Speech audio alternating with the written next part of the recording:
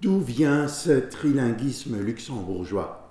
Le Luxembourg, à partir de 1839, avait une population monolingue germanique, si vous le voulez, mais il avait cette tradition de l'État bilingue.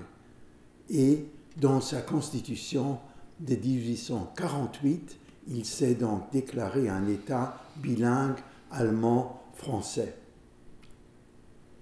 Au fil de l'histoire, les Luxembourgeois ont donc insisté sur la langue française pour affirmer leur indépendance par rapport à l'Allemagne, mais ils se sont aussi inventé une langue. Si vous voulez, la langue luxembourgeoise est ainsi un patois qui a réussi.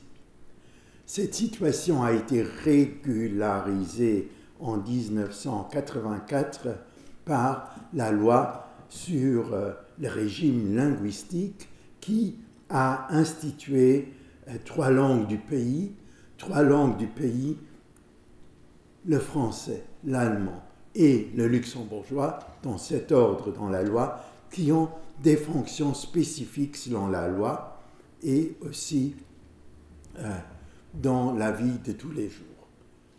Traditionnellement, le français était donc la langue législative et la langue diplomatique du pays. D'après la loi de 1984, le français est la seule langue législative du pays et il le reste toujours.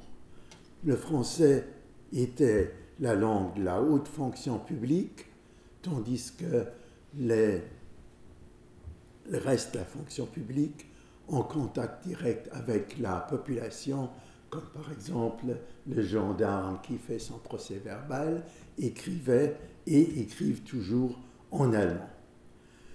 Dans cette situation, le français était la langue de la culture et de l'excellence scolaire. C'était la langue de l'ascension sociale, mais aussi la langue de la politesse. Les mots de la politesse en luxembourgeois se disent en français. Donc, on disait dans le temps bonjour, aujourd'hui on le dit aussi, mais le mot moyen entre donc fortement en concurrence avec le mot bonjour. Dans le temps, moyenne était connoté plutôt péjorativement et c'était donc la langue de tous les jours, surtout la langue des paysans. Aujourd'hui, le statut du français est en pleine mutation. Pourquoi? Parce que c'est maintenant devenu la principale langue de communication entre tous ceux qui vivent et travaillent au Luxembourg, formule consacrée aussi pour dire les frontaliers et les résidents, qu'ils soient de nationalité luxembourgeoise ou non. Merci.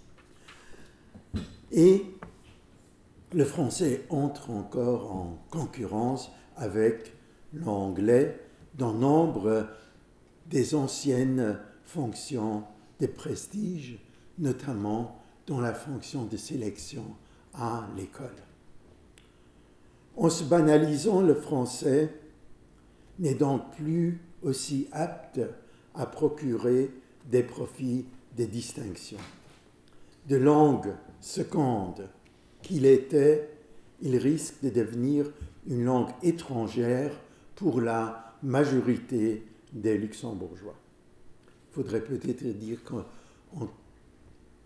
désigne comme langue seconde une langue qui n'est pas la langue maternelle, mais qu'on a acquise et qu'on utilise dans la vie de tous les jours et surtout qu'on doit maîtriser pour pouvoir vivre au quotidien.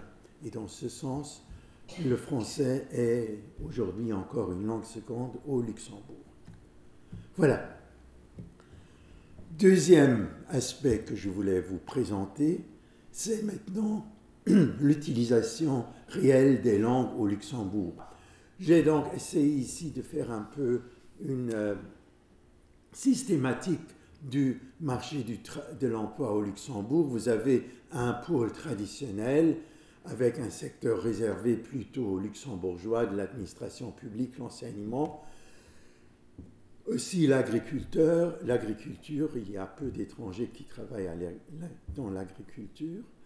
Il y a le pôle international, c'est le pôle des fonctionnaires européens, le pôle des cadres des entreprises internationales, deux mondes distincts, différents, qui ont des modes linguistiques de fonctionnement différents. Et au milieu, il y a les banques, services et assurances. Pourquoi au milieu? Parce qu'ils appartiennent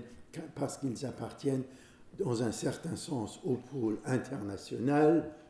Mais si vous êtes dans une banque, dans la filiale du village, en contact avec les clients locaux, là vous êtes dans le pôle traditionnel.